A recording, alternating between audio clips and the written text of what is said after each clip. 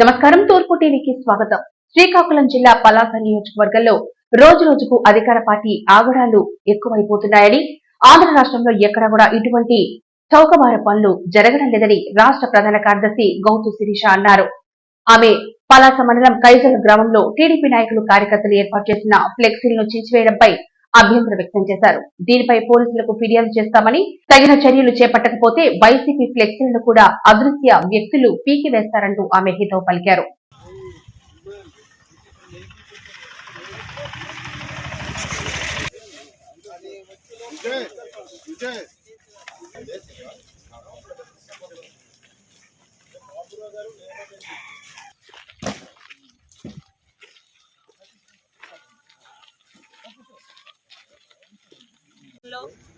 పలాస మండలంలోని కైజోల గ్రామం చంద్రబాబు నాయుడు గారి భవిష్యత్తు షూరిటీ పథకాలని గత సంవత్సరం నవంబర్లోని ఫ్లెక్సీల రూపంలో తెలుగుదేశం కుటుంబ సభ్యులు పెడితే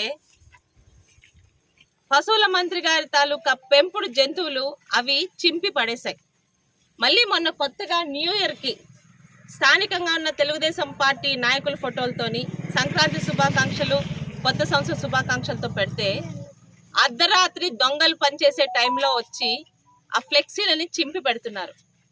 ఇక్కడ చీదర అప్పలరాజు గారికి ఒక్కటే అడుగుతున్నాను, ఎందుకండి ఈ సునకానందం? మీకు సునకం అంటే తెలుస్తుంది కదా, నేనైతే తెలుగు మీడియంలో చదువుకున్నాను. సునకానందం ఎందుకు మీకు? మీ పెంపుడు జంతువులకి ఫ్లెక్సీలు చింపగలరు. 2 నెలల తర్వాత మీ సీటు చిరిగిపోతుంది, అక్కడ మీ అధినేత తాలూకా పదవి పోతుంది. ఆ రోజు ఎవరు కాపాడతారు మిమ్మల్ని? ఇది ఈ ఒక్క ఊర్లోనే కాదు, పలాసలోని, మందసాలోని, వజ్రపుకొత్తూరులో, పలాస మున్సిపాలిటీలో దాదాపు గత 2 వారాలుగా 12 చోట్ల ఈ పనే చేస్తున్నారు వైఎస్ఆర్సీపీ జంతువులు.